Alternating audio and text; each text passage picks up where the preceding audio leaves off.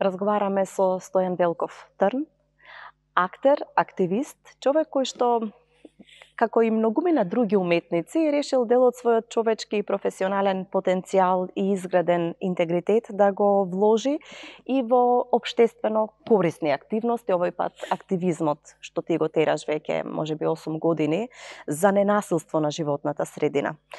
Столе, токму филмот Трн, автобиографскиот филм Трн би рекла, е еден од твоите последни проекти, филмски проекти, кои што ја прикажува таа борба. Што е проблемот на себе портретирање во една таква ситуација? Проблемот генерално е тоа што оние до кои што треба да стигне тој бунт, тој револт, него како да примат некаква искривена слика на тоа. Односно прават ситуација самата слика да биде искривена, затоа што тоа е најдобриот начин како да се избегне целта. Ако некој одреден дел на луѓе во општеството искаже некој оправдан револт, ситуацијата би била супер доколку тие што треба властите да го слушнат и да го решат проблемот и го решат. Тоа што мене ме прави нелагодно е тоа дека не сме слушнати доволно за тоа што зборуваме. Не само јас, не само мојата фела, туку луѓето што имат да кажат нешто. Луѓето што размислиле, што оформиле некакво мислење на база на факти, на база на здрав разум, на традиција, на ред. Индивидуалци кои размислуваат, кои ги оформуваат своја креативна собствена мисла, која понатаму ќе генерира позитивни промени во општеството или во институциите. Тоа е најголемата пречка, ако конкретно, ако суштински, ако тоа беше. Но тоа исто така дава стимул да се зголеми уште бунтот, но исто дава и можности да размислуваш колку повеќе си во некоја борба, ти дава можности да размислуваш како ти, како дел од себе, што да смениш, за да можеш директно да учествуваш, освен само да зборуваш тоа не чини, дај да видиме што е тоа што ние можеме да направиме, за да почнат да чинат нештата. Затоа што ако нема некој што размислува така, тогаш сите ќе бидеме херои во кафана, на кафе муабет, на чат, на Фејсбук и така натаму. Треба некој да повлече. Доколку тој што повлекува искрено го прави тоа и побуди кај сите други жители, луѓе, побуди таква потреба да се станат и да кренат глас против нешто и да ги сменат нештата. Доколку тоа се случи, тоа е веќе имате позитивна промена, имате промена во која допринеле луѓето што размислуваат, допринеле на некој начин да се менува општеството. Колку и да е тоа малку, колку и да е тоа за некој било каков проблем. Ти придуваат ли некој да речат, ме инспирираше и јас сакам да ја земам мојата борба, бидејќи борбата за секој е различна. Ти се случува ли тоа? Сега се најжив во моментот кога ми го каже тоа, да. Има и такви, но просто во очите им се гледа на луѓето дека препознаваат нешто што тие доодамна копнееле, може на несвесно ниво, може конкретниот, не бил тој конкретниот проблем, но одамна имале потреба да некој да ги каже нештата како на вистински начин во права форма. Да се издржани, да се поставени на сите тие постулати кои пред малку ги спомнав. Така да, мене ми е баш драго тоа и тоа е тоа што всушност тоа е тоа што дава сила низ годините. Ништо друго. Борбата може да биде и во надолна фаза, но вашата волја се крепи само со тоа. Нашата најголема битка на сите тие луѓе што активно учествуваме во сета таа битка против рудникот, кога спомнавме, е тоа што ги освестивме сите луѓе што значи да се има рудник. И да знаеме дека тоа не е бенефит, туку е штета.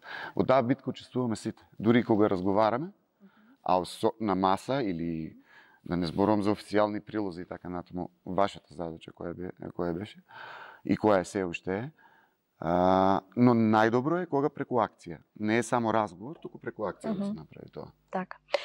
За мене она што беше посебно предизвикувачки гледајќи го овој филм и сеќавајќи се на она што лично сум сведочила, можеби е силните контрасти кои што се прикажани. И еве кои би ги издвоила. Стојан кој што стои на центарот во Струмица со фластер преку уста, застанат среде градскиот плоштад, кој што пак е трн, еве, и фигуративно и буквално во окото на лежерната летна вечер, во која се е во знакот на разбигрижата.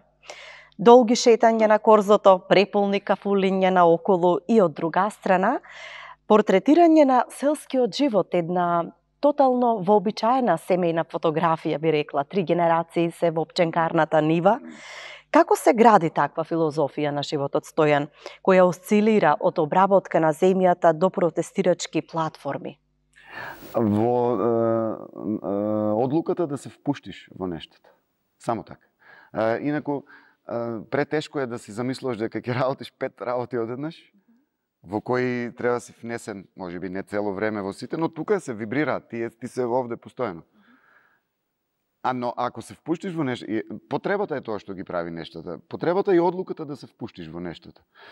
Како се прави со ред, со правење план, со колку толку држење до тој план, не е лесно, но и со сваќање на тоа дека го правиш има смисла некаква.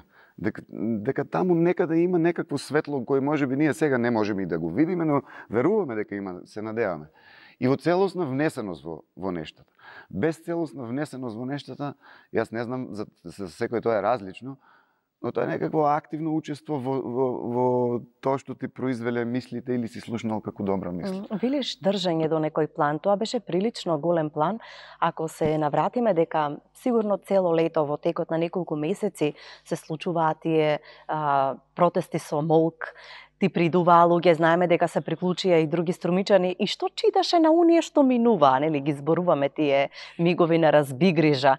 Има ли што прави овој човек? Прочете ли такво нешто? Да, имаше од типот овој лут или што му е или некој што не му е воопшто јасно што се случува, но многу повеќе беа тие што ќе застанеа и да не знаеш што се случува, кој ќе прочита ваквото, како се викаше, транспарентот, или можеби кога ќе ме видеа и луѓе, затоа што имаше секој вечер имаше луѓе со мене, неповикани се доаѓаа луѓето, и ќе ја сватеа суштината и имаше некаков мал оган да се запалил внатре во нив, затоа што некако како да се освестува. Беше некак интимна е, целиот протест беше едно интимно доживување, не беше со викање, со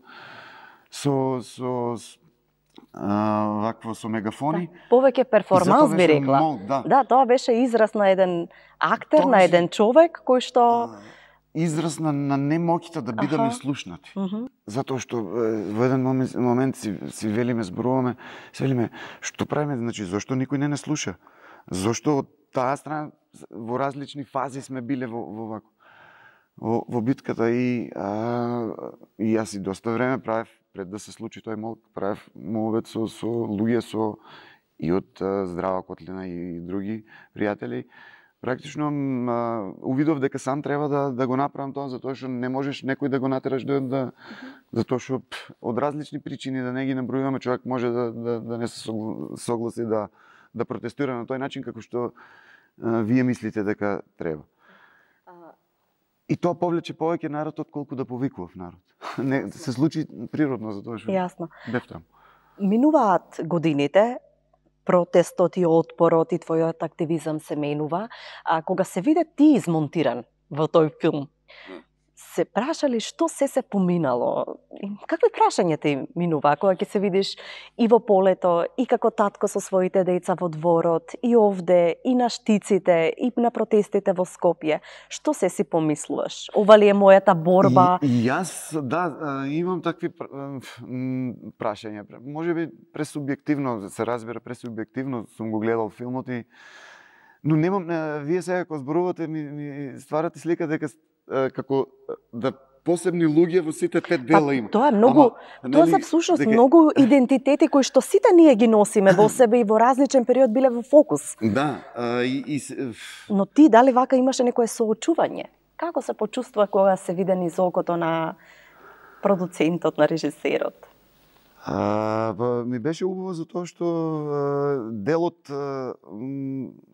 тоа што го правам јас ќе може да инициира некаква друга промена кај други луѓе. Ми беше добро тоа што баш како себе си се наблюдува интересно и смешно во некои моменти, како зборувам, како звучиме банални работи, свртував внимание. Но исто така увидов дека постојано и во филмот има луѓе околу мене. Постојано никогаш не сум сам. Постојано има луѓе околу мене.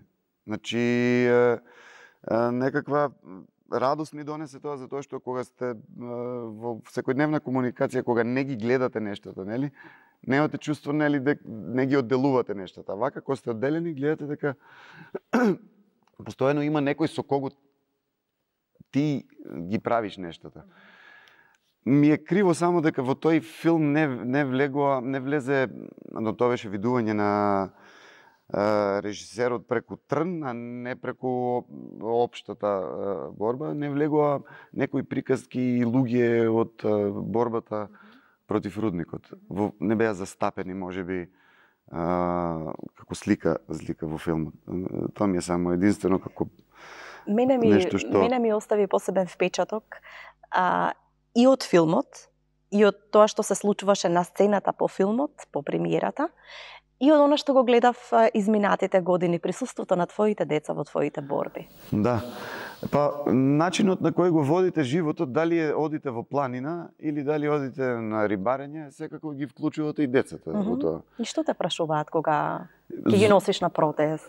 Па ме прашуваат, најпрво сме разговарале зошто е тој протест, што се случува. Значи, на најбазичен начин да се објасни приказката, што ќе немаме ако имаме тоа, и да биде на некој начин и љубопитство да развие и така натаму, и се опишува атмосферата. Ме прашуваат колку луѓе ќе има, дали ќе можат да дојдат, дали ќе можат да повикаат некој. Да, Исидора кога беше мала транспаренти сакаше да правеше постојано.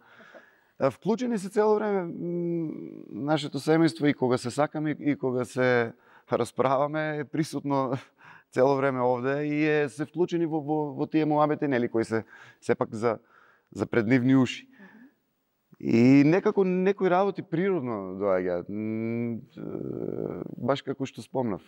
Нормално е ако се занимавате со тоа. Се, например, во стопанството со животните и малите доаѓаат и они сакат да бидат присутни таму, сакат да учествуваат, просто го учат тоа нешто.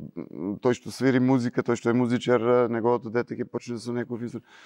Така е вградено, вшиено е тоа. Сите тие 5 приказки или колку и да се вшиени во еден живот, во зависност од тоа колку силно те трогнале или ти си имал потреба да решиш или да се продлабочиш, да се прошириш внатре во некои работи.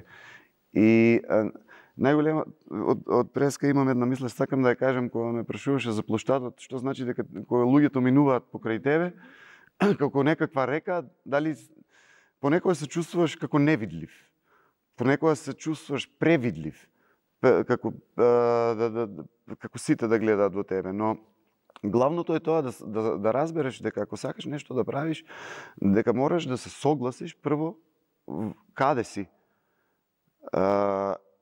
И прифаќајќи ги тие работи, само можеш да тргнеш да почнеш да ги решаваш нештата. Значи, ниту да живееш во облаци, а ниту пак да те зафати дефетизам, апатија, без никаква мотивација некаква промена да направи. Затоа што ако ние сега прифативме дека сме овде, во тие услови, и се што треба да направиме за целта за која сме дојдени. Ако јас кажев овде е ладно или вие ако кажете, интервјуто немаше да се случи. Во таа насока човек треба да се избори малку повеќе со својот комфор и мрзеливост и да влезе во нештата и да почне да ги решава. Така да, мене ми е јасно и не треба премногу да очекувате од луѓето, затоа што луѓето си имаат своји причини зошто не се таму или било каде. Но се што може, но не треба никогаш пак да се откажете од битката, да го дадете својот пример како вие сакате да ги решите нештата. Тоа остава посилен впечаток. Да, ме наведувате на следното прашање. Кој прв боцна, Стојан или животот? Има ли логичен след на приказната како Стојан стана Трн? Па, секако што до сега правевме омовет дека се испреплетени нештата, се така се случува со некој ред и може и за нас неред. Но ако алудирате на тоа дека ме викаат Трн, дали заради мојот карактер или заради Твојот активизам. Заради мојот активизам. Може би несвесен активизам бил тој некој пркос постојано да се... Мојот прекар може би е еден од ретките кои што не е дојден од тоа што јас сум бил како карактер кога ми бил даден. Некако како мојот прекар после да го следев јас. Некако тоа може да биде одговор на вашето прашање.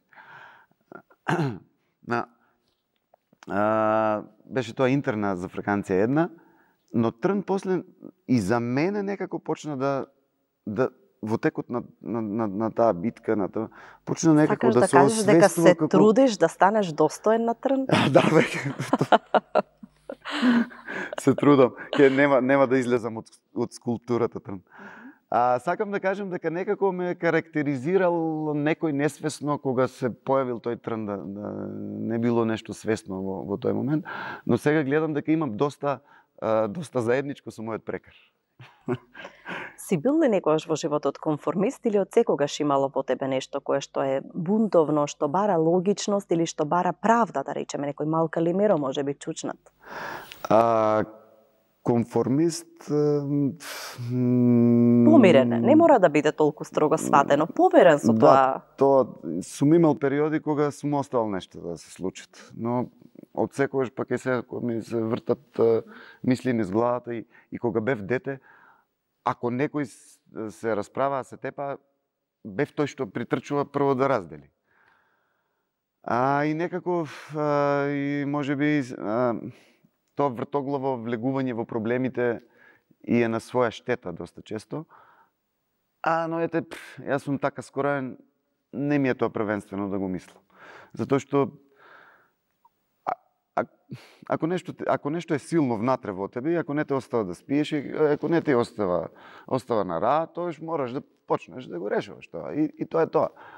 Тие се моменти кога импулсот некој пат реагираш како помлад поимпулсивно, веќе како созреваме, работите стануваат можеби поосвестени и се учиме како да го канализираме и насочиме баш како тоа што сакав да кажам, баш како Трн, како копие да се насочи тој импулс во вистинското место. Театарот го гледам наспроти конформизмот. Тој постојано испраќа пораки, бара решенија. Пркосот наспроти бледилото. На што си приврзаник? На моќта на невидливата рака, на судбината или на моќта на разумот и личните извори? Колку ти си изграден од свест, а колку од случајности? Раскажи ми нешто за тоа. Секогаш кога мислам дали има судбина, дали е тоа судбина што не води или сме ние тие што одлучуваме, секогаш си го поставам прашањето што е судбина и дали таа судбина не сме и ние што го правиме тоа. Работите, нештата се некако поставени, без наша волја. Не знам, ако како луѓе не можеме да го откриеме тоа на земјата, или можеби и јас не можам да го открием. Јас немам свест дека сум се родил по моја волја. Јас сум создаден од некој по нечија друга волја. Во базата е Божјата сила, Божјата енергија, Божјата... Секој си има свое толкување, нели? Тоа е таа вибрација што дава живот.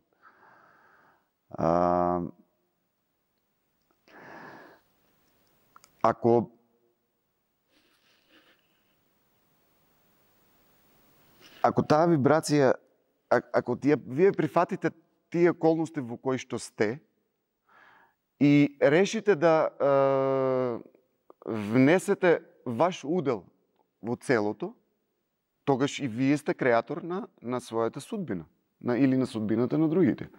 Ние соделуваме, соучествуваме во тој процес. Нам, како луѓе, ни е дадено да одлучиме што ќе правиме. И во поголема смисла што значи судбина и во по-секундарна смисла. Јас не можам да оставам се да биде на судбината. Ама не можам и да не верувам дека ако внесам мој влог во целото тоа, дека судбината нема да биде во тоа насока во кој сум го внесол влогот. Ќе биде променета. Вие можеби ќе си помисли некој и дека ако спиете дома по цели денови и лежете или просто не учествувате на никој начин во животот, и тоа е на некој начин судбина. Да, и тоа е судбина, но што продуцирате вие со таа судбина, која е креацијата во целото тоа? Ако е твоја судбина да размислуваш и да допринесеш на човештвото една мисла, тогаш во ред оправдано и лежењето и седењето но да не биде тоа мрза, да не биде тоа конформизам. Да. Пак. Имаше интересна мисла, прочита, вика биолошки вишок. Биолошки вишок? Вишок, да. Во смисол кога човекот не реагира воопшто и кога не презема ништо со својот живот, едноставно не вегетира. Оставен да вегетира. Кога ти стана свесен дека за себе, дека треба да управуваш со животот, да правиш повеќе, да правиш максимум од она што можеш во својот ден, во своите кратки и долги цели. Имаше ли некој момент на освестување? Што ти беше тригерот? Веројатно има прелевање на некои фази во животот. Актерството ли беше? Како дојде до актерството? Вака, тоа што последно ме како некаква последна пресвртница е смртта на мојата мајка 2013 година. Тука некаде почна некои работи да ги согледувам дека нешто се случи, се разбира, тоа се процеси внатре во човекот. Имаше некакво освестување за нештата, дека ниту сме безсмртни, ниту се ќе биде така постојано. И што треба да направиме ние за да нештата, нели, тргнат во насока на реакција во таа насока. И после тоа друг момент беше почетокот на борбата против рудникот. А театарот цело време го гледам како некој освестувач и цело време ми е некоја загадка која што сакам да ја откријам. И тежина, и болка, и љубов. И таа љубов ми се роди уште од основно училиште. Имаше аматерски смотри низ цела Струмица, нели низ цела држава. И сестра ми беше дел од тој ансамбл и така некако се врежа тоа освестување дека сакам да припаѓам пак во таа сфера театарска. И после средна школа бев веќе решен да одам на факултет, се запишав. И така, и доколку не успев да се запишам, на некој начин судбината ќе ме однесеше можеби на друг правец. Имаше ли но суштински втора опција за себе? Да, сакав книжевност да се запишам. Како средна школа сакав ликовно средно училиште, но немаше услови, просто не се случи да отидам во Скопје. Имаш нешто во прстите, можеш да црташ, да се оставаш? Да. Го правиш сега тоа? Правам многу често кога имаме проби по текстовите цртам. Се изразувам на некој начин визуелно. Да, визуелно и баш може да ти покажам некој ден. Баш би сакала. Но ништо претенциозно, едноставно само мислата ми се вплетува таму. Имам некој осет, уште од мал го имам тоа и затоа имав желба. И така, освестувањето доаѓа најмногу кога ќе се впуштите во некоја работа и потоа ја гледате од страна, од озгора или од друг аспект. И тука правите ретроспективи, правите на се што се случило, како тоа нешто понатаму може да ефектуира стореното, како би може да биде подобро и подобро, така да созревањето и освестувањето некако доаѓаат сами. Мислам сами од како ќе вложиш труд. ова фраза стана веќе некоја флоскула кога ќе кажат штиците што живот значат. Можеби вие сте и се иритирате кога ќе ви ја кажат. Јас лично да.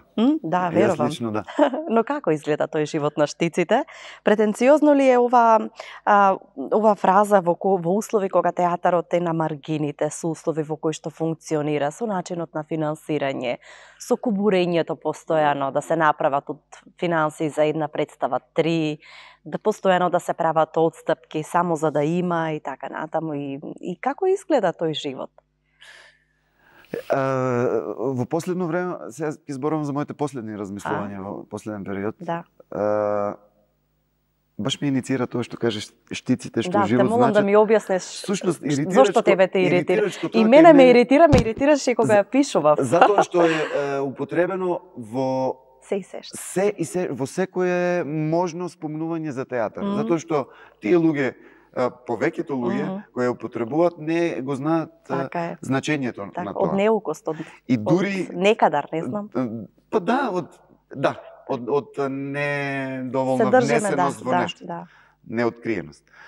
И дури има незгодно и таму кај што треба да се употреби се, но по принцип не сум приврзаник на фрази и затоа можеби тоа ми е како болка, затоа што пречесто ја слушам. Но ме иницира да размислам сега во моментот за тоа што навистина, тоа што и моите последни размислувања во врска со театарот се, навистина тие штици треба за тие што се на нив да значат живот, за да можат животот таму да го префрлат. Да го проектираат, да. Добре. Само тогаш би имала вистинска смисла таа фраза. Ако вербата во тоа што се, нели, работи, во односот, не само вербата, односот, тоа е професионалниот однос е нешто многу силно, а многу лесно сите ние што живееме во разградено општество како нашето, се подведуваме да бидеме како масата, како другите, како што е некаков ред на нештото. Јас во последните години се повеќе и повеќе навистина откривам дека тие штици мене живот ми значат, затоа што во сите работи кои ги знаете и не ги знаете што ги работам, единствено само без театар не би можел да повеќе период. Значи мене ми знае да ми дојде преку глава и од хоби, и од стопанство, и од не знам, ако градам дома се занимавам или било што, ако зидам. Значи знае преку... Ама театарот е нешто што постојано сакам да се навратувам и да го истражувам. Жедно сакам и се повеќе љубопитство ми се ствара. Затоа што да бидам целосно искрен, јас мислам дека последните неколку години почна мене живот да ми значи. Претходно сум бил во некој бран на како нештата се прават без да се внушам во тоа што во театарот. И тоа ми дава некакво тоа љубопитство, тоа го откривам, ми дава голем порив да го работам тоа. Тоа е едно огромно поле во кое ако сте тој човек, ако ве влече тоа, може да го откриете. Секој во своето. Нели? И тоа ме влече. И некако престанувам, не сакам веќе да играм во комерцијални проекти, кои се само така направи. Не е проблем да сакам да играм исто така и во комедија, но сакам да се обрне внимание малку, да не е на прва лопта, што велиме, на прва топка да биде се. Сакам нештата да значат и таму, да се откриени. Затоа што сме гледали и филмови, нели, и комедии, представи дека ако е сработено нештото, ако се гледа кога е сработено нештото. Така, со насмевка најмногу болат шлаканиците. Да. Пак фраза. Ако театарот не може да расте во одредени услови, може ли актерот да расте надвор од него? Сметате ли дека развојот и стремежот на театарот ги условува и успесите на актерите? Дали чувствуваш некојаш дека си притиснат од состојбите за разлика од актерите од Скопје, да речеме, не мора од кој знае колку големи градови и големи театри. Има ли простор за самопомош во вакви ситуации? Притиснат во која смисла само? Кога си притиснат во мал театар со малку средства, кога не може да се прават грандиозни проекти, мислиш ли дека можеш како актер да израснеш повеќе од условите на институцијата и на ансамблот во кој што си? И како тоа би било? Како тоа би го правел? Јас немам воопшто проблем, затоа и дојдов да работам овде. Не дека имав некои понуди во Скопје и така, но мислите ми беа насочени тука да дојдам. Нема проблем со тоа што има тие, какви се нивните можности таму, дека можат на кастинг да одат филмови да снимаат или да синхронизираат или да снимаат серии така. Нема проблем со тоа. Јас имам проблем со моето обкружување, односно со ние сите кои работиме во театар, имаме проблем со тоа како не се водат овде работите. Тоа е мојот притисок. Јас сум се решил да живеам и да работам овде. Професионализмот, меѓу другото, не налага и откривањето на нештата, не налага во тоа, и откривањето на нештата во професијата не налага каде живеете. Туку со што ќе се одлучите да се занимавате и што сакате да внесете или да изфрлите од себе и колку тоа ќе ви биде овозможено овде, каде што живееме. Воопшто не ми е веќе како одминуваат годините, не ми е ни криво што ниту веќе се случуваат некои работи кои што им се случуваат на актерите во Скопје, ниту во поголемите градови, затоа што од друга страна пак во Струмица, во театар во внатрешноста можеш да испробаш многу повеќе улоги, многу повеќе влог во театарскиот живот. Например, во поголем театар не се знае дали ќе ви биде дадено барем еднаш во 2 години да изиграте главна улога. Сега има и други проблеми и така натаму, но генерално проблемот го прецизирам во 2 нешта. Тоа што секоја управа до сега, до ден денес, последните 20-30 години, ајде да кажеме 20, мислите на управата треба да се насочени кон тоа да се решат сите три сектори овде, театарскиот, музичкиот и галерискиот. Мене ми пречи тие услови што ги имаме овде, зошто не се развиваат. Ние во таа средина, ние не можеме сите да бидеме во големите главните градини. Тука е таа средина кај што треба да се сработат нашата работа. Сме се согласиле да работиме тука? Сме се согласиле. Дај да работиме како што треба, да се постават работите по, би кажал, по театарски начин. Да, знаете, еден раководител и еден директор мора да размислува театарски за да знае кои се и проблемите, кои се и луѓето кои што треба да се викнат, во која насока да го развијат овој дом на култура да почне да цвета, зошто да не се викнат млади луѓе тука што сакаат да творат, да го дадат својот допринес овде сега.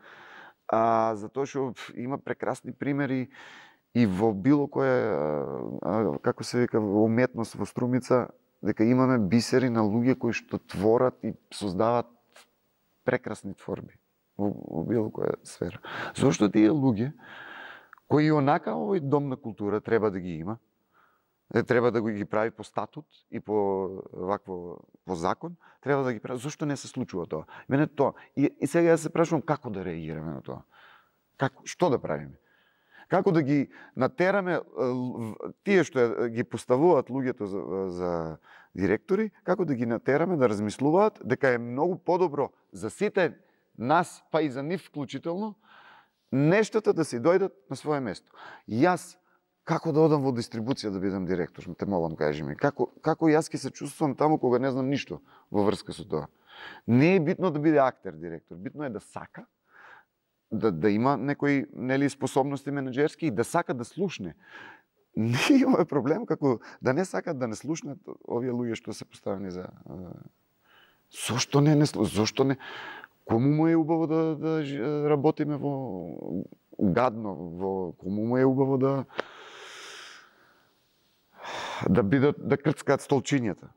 На кој тоа му одговара? Зошто не се средат работите? Зошто овој патос не се среди? Стварно не знам. Ете се прашувам. Ако одговорите се честопати многу едноставни. Нема средства и нема слух од Министерство за култура. Да, а ние што треба да направиме како луѓе? Што треба да се прашувам стварно? Јас можеби треба да почнам и тука да почнем да се дигне свеста на директорите, да Со самопридонес. Свеста на директорите да почнат да ги средуваат нештото. Тоа е реката во која живееме. Се си правиме муабет, но по принцип убаво е да не се жалиме толку, повеќе да се работи. Да се работи. Да се вадат Ама продукти. Знаете, мора и некојаш гласот да се крене, да се знае. Ете, тој ред на нештата. Јас, например, и да сакам, не можам сега или било кој од нас да ги прави нештата овде во театарот. Затоа си има поставено луѓе кои треба да ги почнат да ги туркаат нештата како што треба. Последниве години имаме обид да се постави независен театар. Се реализираа неколку такви проекти во кои што еве во 2, мислам дека беше вклучен, или 3, ќе ме поправиш. И сега, како може алтернативната сцена да биде против тежа на националните, на државните ансамбли и представи? Има ли тука можност за поттик за работа? Ти како чувствуваш реакциите на колегите? Ти велеа ли браво Столе или чувствуваше некој премолчен? Беше премолчено твоето учество, твојот ангажман или твојот придонес во развојот на таа алтернативна сцена? Јас се научив да не барам од луѓето тоа што не сакат да го кажат. Многу од колегите на некој начин го почитуваат, го ценат тоа што го правам, затоа што им доста голем дел од колегите и правеле алтернативна сцена и учествувале и знаат што значи тој блок. Главното прашање ти е дали има што значи тоа алтернативната сцена е што може да донесе таа битот. Тоа што зборувавме пред малку дека тие што го раководат културните институции треба да ги внесат тие луѓе. Тие се битот затоа што тие луѓе никој не ги тера ниту за плата, ниту за некаква обврска да креираат, да ствараат музика, театар, слики, скулптури, поезија и така натоа и така. Никој тие луѓе треба да се соберат во тој дом на културата и да творат и да се менаџираат. Тоа може да се направи за да биде некако, затоа што ако е алтернативно, обврска е да стимулира алтернативна сцена. Затоа како што кажав, тука е битот, тука е сршта, суштината извира. Институциите се веќе заробени по некакви шеми, по некакви структури, секоја представа може наликува една на друга, секоја изложба една на друга наликува и така натаму. Тоа треба да се скрши, тоа не може да се скрши ако имате структура која не разбира што е раководење со културна институција и не слуша и така натаму. Ако се од друга страна внесат и постават луѓето кои што треба да ги менаџираат и треба да ги привлечат тие млади или не е битно дали се млади или битно е да се луѓе кои имаат импулс да творат и да им се даде таа опција на публиката да го гледат и тоа, тогаш би било фер плей. А вака е многу тешко, затоа што и како уметници, и како сте уметници, и работници, и светладжи, и тонци, и сценски мајстори, и се. И плюс треба да барате простор. И тоа што ми е исто многу тешко, и тоа што ако веќе има готов продукт направен, се нема никаков осет од раководните лица, низ текот на годините, зборувам, да се повикаат тие луѓе што направиле нешто, не тоа што не ги викаат тука да творат, па после да ги промовират и така натаму. Па и тоа што е направено се нема осет дека може да најде својот пат или да се гае, да се оддржува во живот, односно да се прикажува, тоа е уметност. Се носи по фестивали ако вреди или по гостување и така натаму. Да му се даде поддршка на некој Се даде начин. поддршка, да. Тие услови енормни ствараат исто така добра зависи каков човек сте, добра мотивација да се заврши работата, затоа што и покрај се ја гледаш целта. Го работиш независно, слободно, тоа што те држело, што си размислувал, да се најдеш со некој вон институцијата, да ги направиш нештата, да се нурнеш во длабокото, да испиташ некои нешта, да откриеш. Тоа е тоа што исто е, тој ина е творечки, да завршиш работата. И покрај се.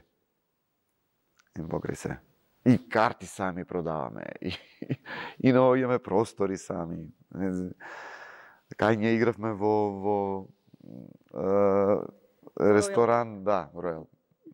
Стварно, фала Богу што се најдоа такви луѓе, но ако се баре ќе се најде, но фала Богу што излегува во пресрет за тоа што тогаш стварно бевме, немаше каде никој ништо, никаде никој на простор не одговараше. Пандемијата се случуваше. И ептен сме благодарни и некако просторот сам си. Види Сузана, некако се местат работите, која има желба за работа, која има се местат и се појавуваат, се откриваат вистинските работи, точните нешта се откриваат. Како бисери кога наоѓате се шетате по песок. Така, но мора најпрвин да се даде влогот. Јасно. И да се истече можеби ногата на некоја скршена школка. Да. Да се прокрвари за тоа. Тие се во моментот можеби трагични, но се драгоцени моменти и искуства. Го челичат човек, му го осветлуваат, види го. Да. Те освестуваат кај си, што можеш. Така. Ти благодарам за разговорот, ми беше навистина задоволство. Баш ти благодарам. Се на цело време те персирам. И сега ќе ти кажам ти благодарам, Сузана, што ме повика. И јас баш, кога прв пат ми кажа дека сакаш да правиме интервју, се израдував и ти кажав, сакам да си разговараме и навистина си разговаравме денес. До следна прилика ти благодарам и тебе. Драго ми беше стварно.